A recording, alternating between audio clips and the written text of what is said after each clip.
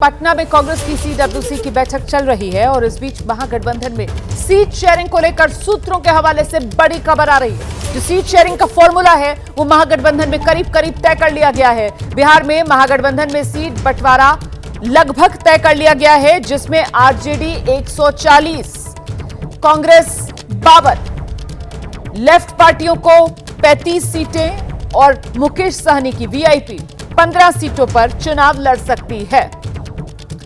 तो कुल मिलाकर सीट शेयरिंग का ये फॉर्मूला माना जा रहा है कि यही फाइनल फॉर्मूला होगा। इस फॉर्मूले में थोड़ा प्लस माइनस जरूर हो सकता है। अगर पशुपति पारस की आरएलजेपी और जेएमएम महागठबंधन में शामिल होते हैं तो फिर दो सीटें उन्हें भी दी जा सकती हैं। ये भी खबर सामने आ रही है।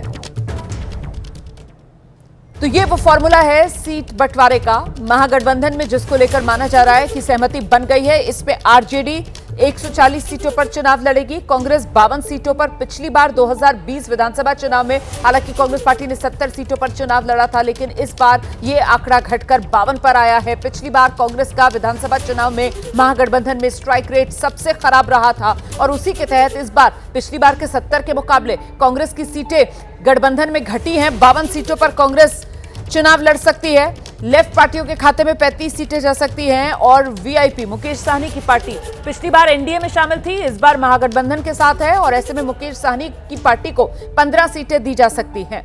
तो ये बड़ी खबर है। बिहार में महागठबंधन में सीट बंटवारा लगभग तय हो गया है। सीधे आपको लेकर चलेंगे, हमारे साथ हमारे सहयोगी इस वक्त मौजूद हैं। सीधे पटना आपको लेकर चलेंगे शशांक के पास और जरा जानते हैं शशांक से। शशांक, महागठबंधन में सीट बंटवारे का फॉर्मूला क्या माना जाए? सहमति करीब करीब तय है?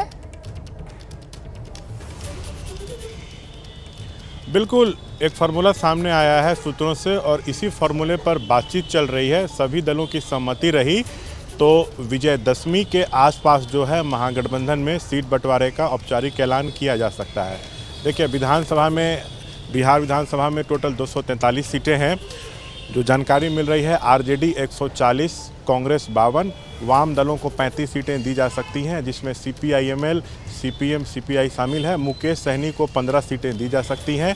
इसमें थोड़ा प्लस माइनस संभव है। जेएमएम और पारस की आरएलजेपी महागठबंधन में आती है तो इन दोनों पार्टियों को 2-2 सीट दी जा सकती है। और आपको बता दें, लोकसभा चुनाव में जो 2024 में लोकसभा चुनाव हुआ था, उसमें महागठबंधन का जो सीट शेयरिंग का फॉर्मूला था, उसी तर्ज पर जो है विधानसभा चुनाव में सीट बंटवारा हो सकता है। 2024 में आरजेडी 23, कांग्रेस 9, वाम दलों को 5 सीटें दी गई थीं और वीआईपी 3 सीटों पर लड़ी थी। और जहां तक 2020 बिहार विधानसभा चुनाव की बात है तो तब आरजेडी जो है 144 पे लड़ी थी, कांग्रेस 70 पे और वाम दलों को 29 सीटें दी गई थीं।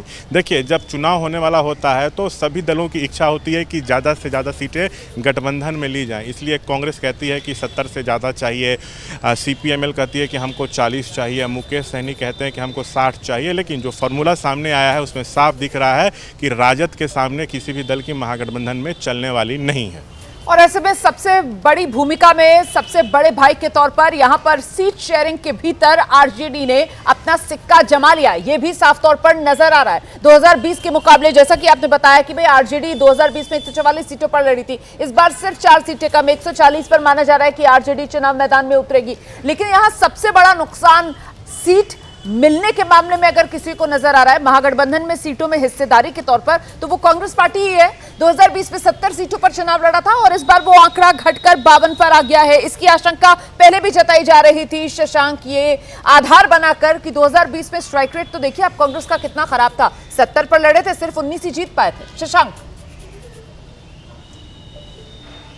बिल्कुल, देखिए, कांग्रेस तो ये आधार दे रही थी कि हाँ, हम लोग का लोकसभा चुनाव में पिछले साल जो है जीतने का स्ट्राइक रेट आरजेडी से ज़्यादा अच्छा था। सो आरजेडी 23 पे लड़ी, सिर्फ 4 जीती, हम लोग 9 पे लड़े और 3 जीते। लेकिन राजद पर कोई भी दल यहाँ दबाव नहीं बना पा रहे हैं। आरजेडी का सीधा एजेंडा सेट है कि हमारा सबसे बड़ा जनाधार है, हमारे पास सबसे बड़ा चेहरा है जो है तेजस्वी यादव।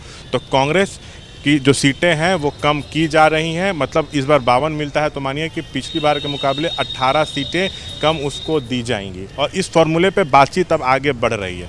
महत्वपूर्ण ये हो जाता है कि मुकेश सहनी, जिस तरीके की डिमांड उनकी तरफ से की जा रही थी सीटों को लेकर, क्या मुकेश सहनी और बाकी जो घटक दल हैं महागठबंधन के अंदर, वो तमाम सहयोगी राजी हो गए हैं? लेफ्ट पार्टियों की तरफ से भी मांग ज्यादा की जा रही थी। 2020 की अगर बात की जाए, लेफ्ट पार्टियों का स्ट्राइक रेट प्रदर्शन बहुत बढ़िया रहा था, तो उस लिहाज से क्या माना जाए, क्या सबको साथ लिया गया है? शशांक, देखिए, इस मामले में लालू प्रसाद भी जो हैं खुद सहयोगी दलों से बातचीत कर रहे हैं, तेजस्वी भी कर रहे हैं, और लगभग जो है सभी दल जो हैं अब सहमत होते दिख रहे हैं। तभी मैंने कहा कि फार्मूला पे जो है बातचीत अब वो आगे बढ़ रही है। और आप देखिएगा, सबसे ज़रूरी यह है कि बिहार की जो सियासत है जाति के इर्द गिर्द घूमती है, तो जातीय समीकरण साधने की भी जो है कवायद जो है वो महागठबंधन में दिख रही है।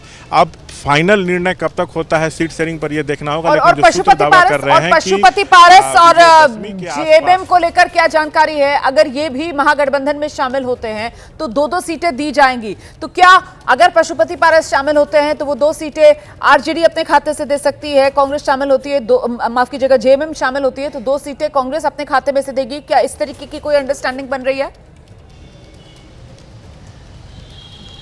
देखिए, पारस की जो बातचीत है वो अभी अपने अंतिम दौर में है महागठबंधन में शामिल होने को लेकर, लेकिन जेएमएम की बात अब तक जो है वो बन नहीं पाई है।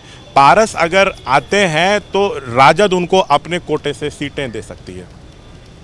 बिल्कुल, तो कुल मिलाकर क्या माना जाए, जो सीट बंटवारे का फॉर्मूला है वो फॉर्मूला सुलझाने में क्या एनडीए के मुकाबले आज की तारीख में महागठबंधन ज्यादा कामयाब नजर आ रही है? शशांक,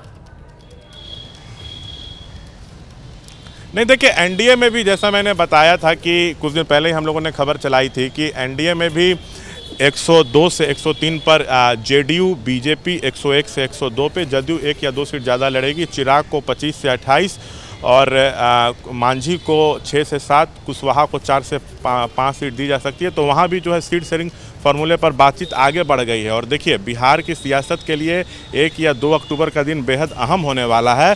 एनडीए और महागठबंधन में जो सीट शेयरिंग का जो ऐलान होगा वो 1-2 दिन आगे पीछे करके हो सकता है। दोनों तरफ बातचीत जो है अब आगे बढ़ चुकी है फार्मूले पे। बिल्कुल, लेकिन देखना यह भी दिलचस्प होगा कि उपेंद्र कुशवाहा और चिराग पासवान दोनों को लेकर खबर यह है कि दोनों जो सीट शेयरिंग का फॉर्मूला है उसको लेकर आज अमित शाह से भी मुलाकात करने जा रहे हैं, और इसीलिए कयास ये लग रहा है कि एनडीए के अंदर अभी सीट बंटवारे को लेकर कहीं ना कहीं पेच बाकी है। इस बीच बड़ी खबर मैं आपको बता दूं, सीडब्ल्यूसी की बैठक में मल्लिकार्जुन खड़गे ने बीजेपी पर जोरदार निशाना साध दिया है। उत्तर प्रदेश के मुख्यमंत्री योगी आदित्यनाथ खुद को प्रधानमंत्री का उत्तराधिकारी समझते हैं, ये कह रहे हैं मल्लिकार्जुन खड़गे।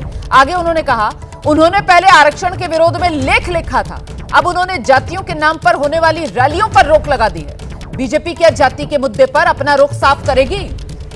सीधे आपको लेकर चलेंगे। हमारे साथ हमारे सहयोगी दीपक रावत इस वक्त मौजूद हैं। दीपक, योगी आदित्यनाथ का उत्तर प्रदेश में फैसला कि जातियों के आधार पर जो राजनीतिक रैलियां होती हैं अब उसकी इजाजत नहीं दी जाएगी, इसी को लेकर क्या एक कदम आगे बढ़कर आरक्षण तक की इस बात करके यहां महागठबंधन और खासतौर से कांग्रेस की रणनीति साफ नजर आ रही है बिहार में घेरने की एनडीए को?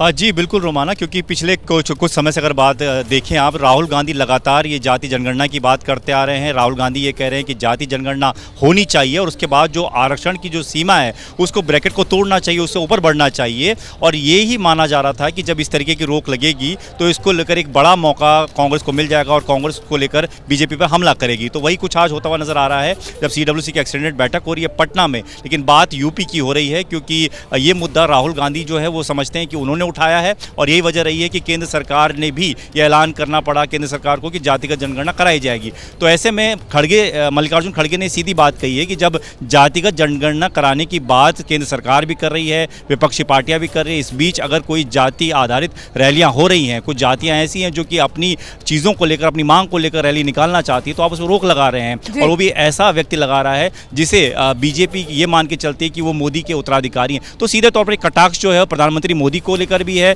योगी आदित्यनाथ को लेकर भी है, और कांग्रेस जिस मुद्दे को लेकर देश भर में आगे बढ़ रही है, जातिगत आधारित जो राजनीति उसको आगे लेकर बढ़ रही है, उसको लेकर एक बड़ा मौका लगता है कांग्रेस को मिल गया है, जिसको लेकर वो अटैक कर रही है। आप बिल्कुल सही कह रहे हैं। देखिए, जाति आधारित रैलियां राजनीतिक उत्तर प्रदेश में नहीं होंगी। योगी सरकार का यह फैसला, और इसी को लेकर अब सीधे मुद्दा आरक्षण का सामने लाकर कांग्रेस की तरफ से घेराबंदी बीजेपी की जा रही है, और वो भी बिहार में, जहां अब विधानसभा चुनाव होने को हैं। बिहार में सियासी घमासान के बीच रोहिणी आचार्य का एक पोस्ट सामने आया है, और रोहिणी आचार्य मतलब लालू की बेटी, वो लिख रही हैं, मैंने अपने लिए कभी कुछ नहीं मांगा, दोषारोपण करने वाले मेरे खिलाफ दुष्प्रचार कर रहे हैं, ये कह रही हैं रोहिणी आचार्य।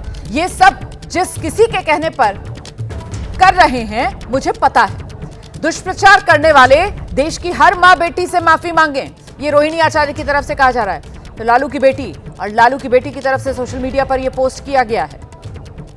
लालू की बेटी कह रही है कि उन्हें अपने लिए कुछ नहीं चाहिए, जो दोषारोपण कर रहे हैं, उनके खिलाफ दुष्प्रचार कर रहे हैं, ये सब जिस किसी के कहने पर कर रहे हैं। रोहिणी कह रही है उन्हें पता है।